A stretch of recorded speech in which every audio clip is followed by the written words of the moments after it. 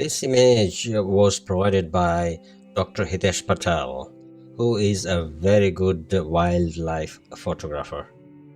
Um, Hitesh was actually thinking of making some kind of montage, and I had a go with it. Though it is not exactly what Hitesh wanted, but I have tried my best anyway.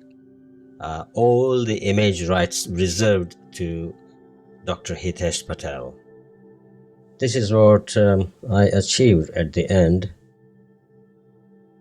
just before, and that's after.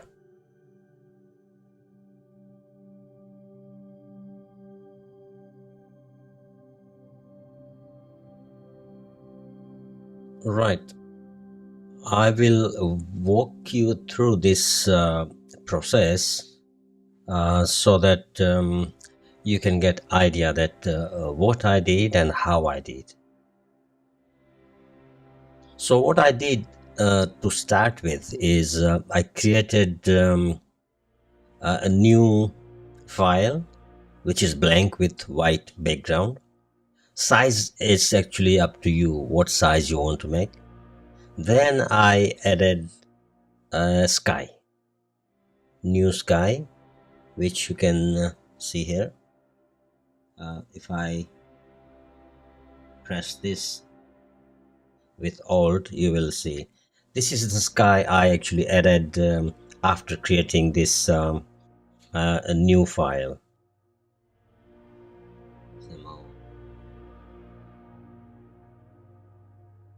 Then what I did was I actually added the bird.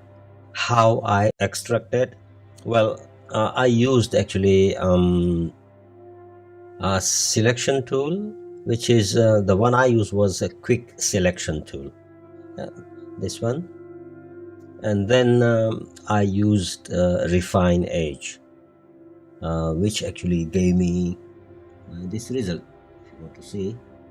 Yeah. Then I added a light vignette because I wanted to give an evening feel, a late evening kind of feel. And then I did some dodging and burning on it. Now, where did I do dodging and burning? If you want to see that, look. You can see the dodging and burning I did. Yeah. Then I did some smudging as well.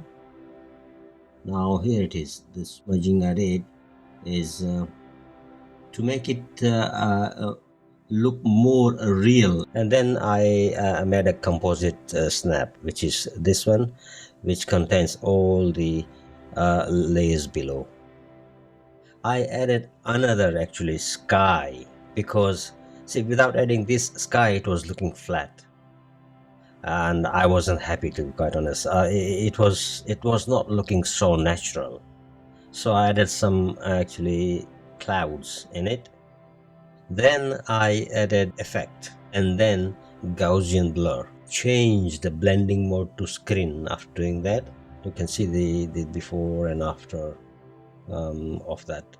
Then I actually did another composite snap, which is this one, which contains all of them layers below. And then I applied a satin. How do you apply satin? Well, if you double click, here it is. This is the satin from the layer style. I reduced the opacity distance to 1 and size 43 with black color.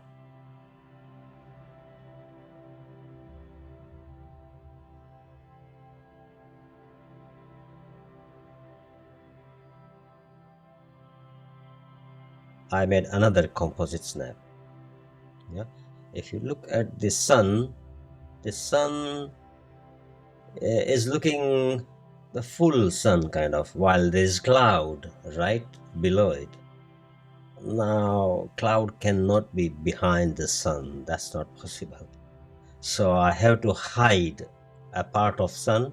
So I did that by bringing this clouds at the front so that it makes real. Now sun is coming out of the clouds, and that makes sense. How I did it? I simply cloned it. Yeah. Then I made another composite snap, which is this one. And I made a copy of it, and then I changed the blending mode to screen because it was getting too dark, so I wanted to make a little light.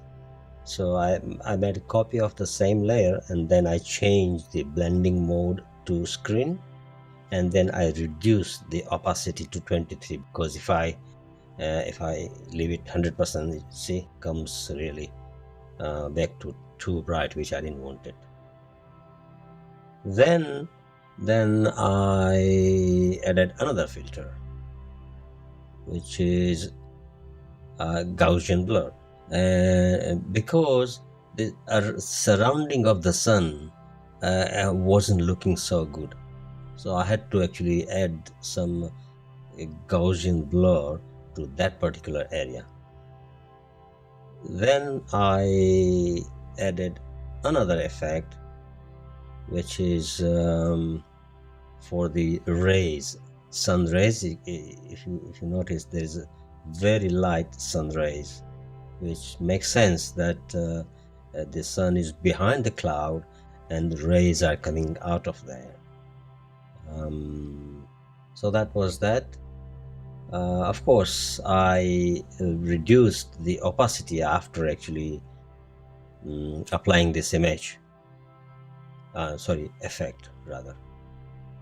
Then at the end, I made another snapshot, and I applied some smoothness by using mixer brush. Here is mixer brush. Where is it? There it is. If you click brush, it's right at the bottom. So that's what I actually used in particular area. Then what I did was made another copy of it, which is this one. We'll close this for the moment.